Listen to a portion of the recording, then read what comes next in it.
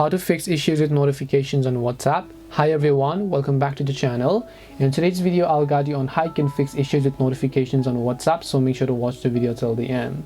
So if you're having issues with notifications on WhatsApp, all you have to do is simply go ahead and launch the WhatsApp application here. Tap the three dots icon and then go to settings. Then just go to notifications. Make sure to enable notifications and make sure all of this is basically enabled. After you've done this, you want to open the settings application. Then you simply want to go to this option called notifications. Then once you go to the option called notifications, go to the option called app notifications from the top, and then under it you'll find this option called WhatsApp. So just look for the WhatsApp app here and then just tap on it. Then make sure to allow the notifications there, and then make sure to allow sound and vibration as well.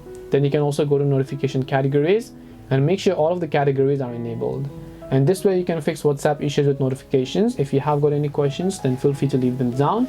Thank you very much for watching till the end of this tutorial, and see you soon in the next video.